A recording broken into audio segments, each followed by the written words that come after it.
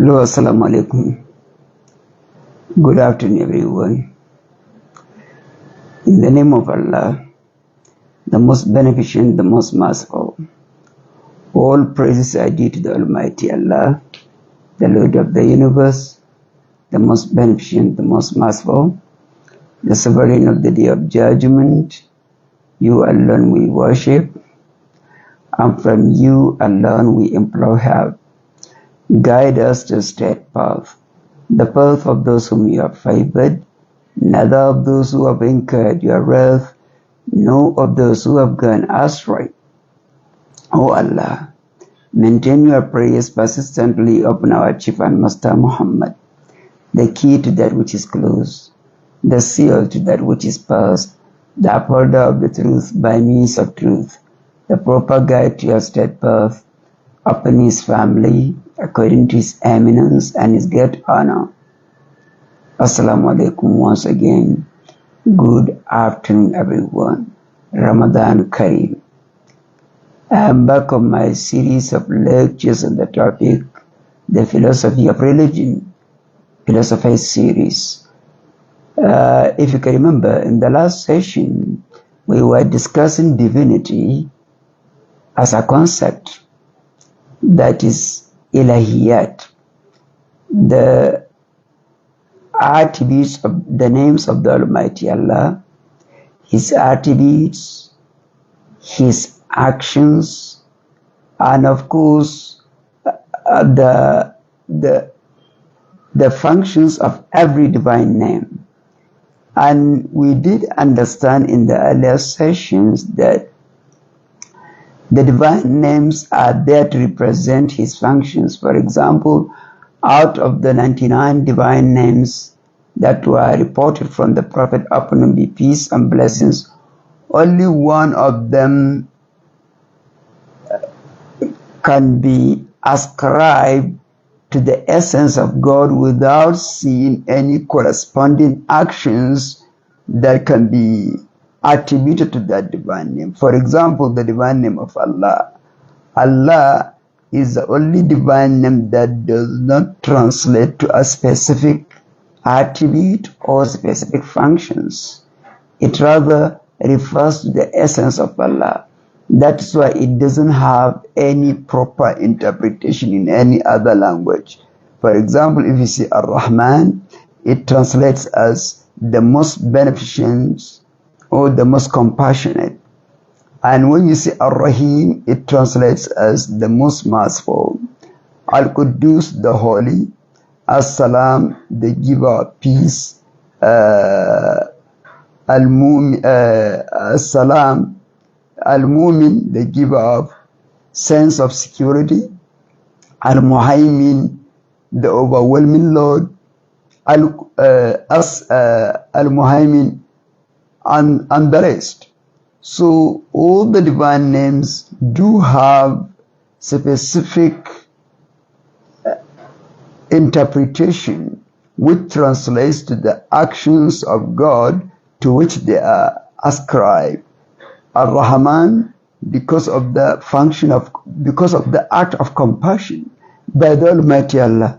Ar-Rahim, because of the show of mercy by the Almighty Allah. That's why he is so named, and so on and so forth. But when it comes to Allah, it does not translate to any specific divine attributes, and therefore it doesn't have any direct connection to any divine action, any specific divine action. Of course, all the divine actions are performed by the Almighty Allah, but the names are there to tell us, or rather to teach us, that it is through those names that such divine actions are executed, with the exception of Allah. And this also takes us to the divine attributes, that is, the names give us the attributes. Ar-Rahman, you can see the attribute of compassion. You can see the attributes of Rahmah.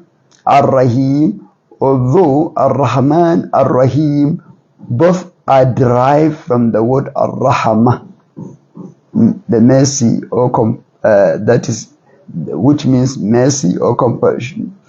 At the same time, in the context of the divine names, they refer to two different meanings. That is, Ar-Rahman, of course, both refer to the divine mercy, but Ar-Rahman connotes the mercy shown by the Almighty Allah to all the kingdom of creation, with no discrimination against anyone, whether a believer or non-believer.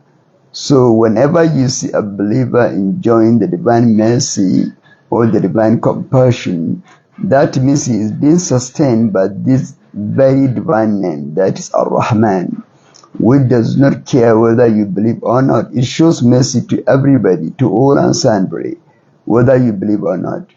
Ar-Rahman, that is the divine mercy, which is so overwhelming that it encompasses around all the creatures, the entire kingdom of creation, regardless of their belief status.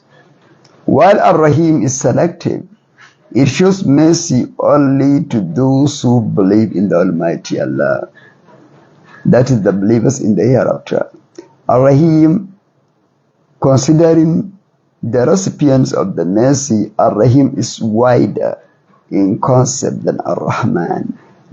That is, if we are to consider the recipients, that is the beneficiaries of the mercy, because as I said earlier, it is indiscriminate in its distribution of mercy.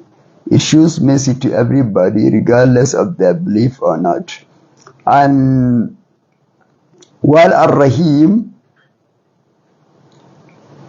is selective with its show of mercy to only believers. That is why Ar-Rahim performs its functions only in the hereafter to those who believe in the Almighty Allah and die as Muslims.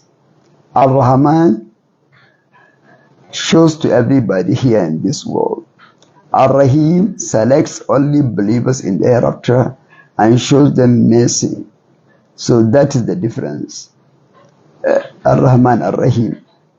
And Al-Malik, the Almighty Allah, is the only one in charge of the entire kingdom of creation, both this world and the world beyond this.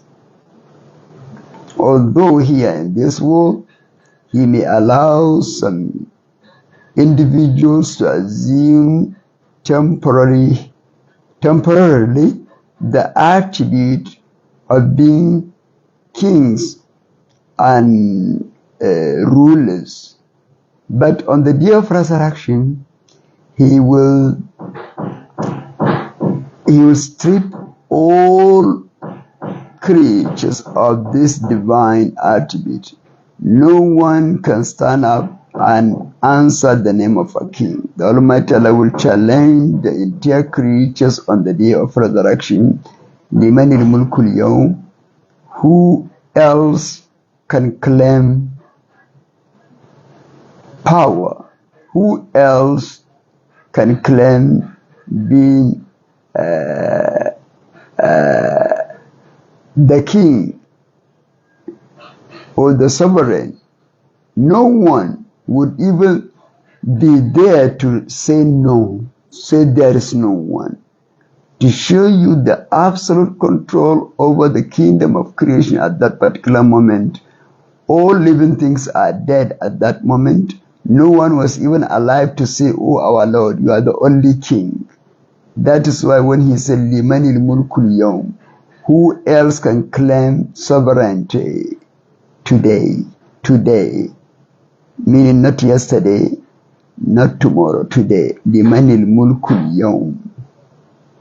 Who possesses the dominion of the kingdom of the creation?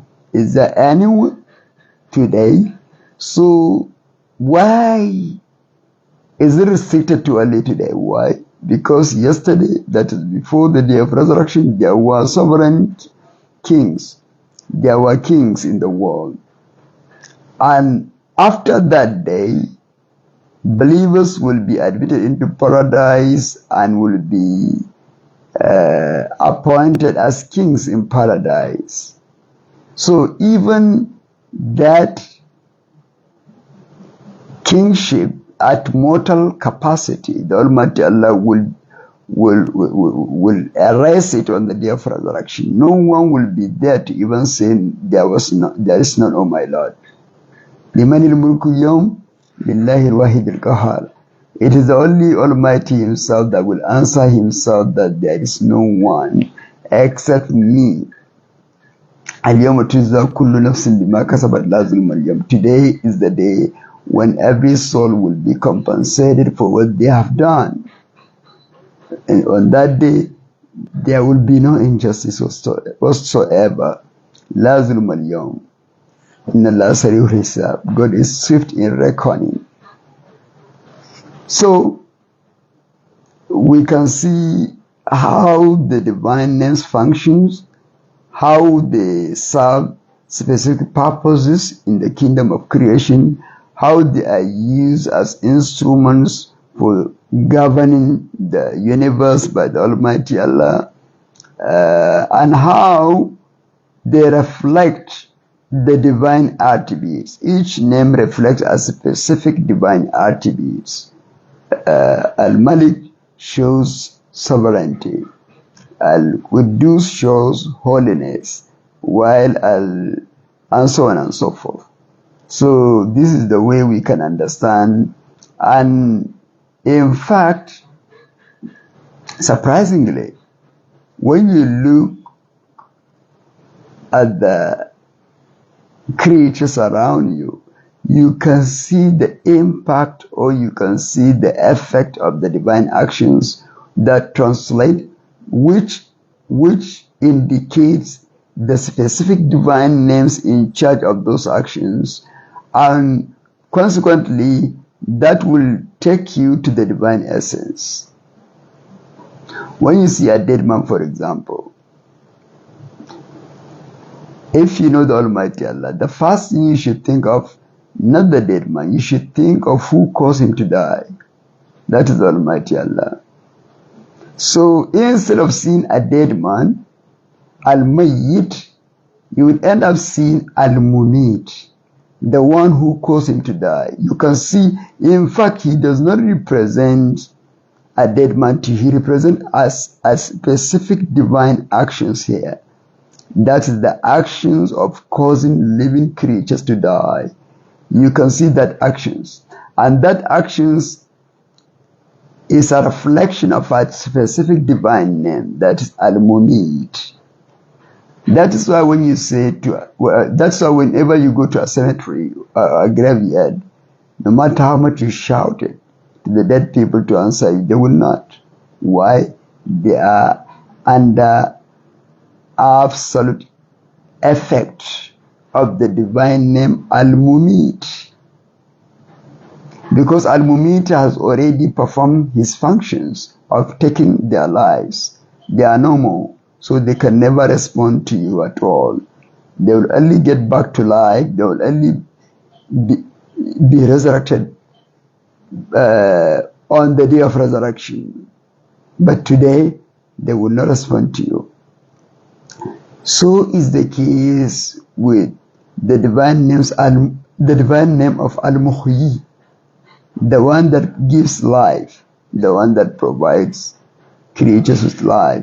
When you go to the market, for example, as lively as market squares, if you have to shout at them to keep quiet, please, I want some silence here, please, no one will listen to you, you know, because of the liveliness of the market square.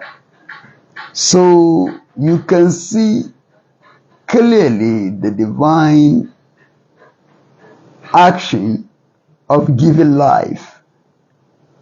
The same God that makes the market square so lively is the same one that makes the cemetery so dead. You can see, and it is the same God. but he used two different divine names in performing such functions. That is Al-Muhi at the market square, Al-Mumid at the cemetery. That is that.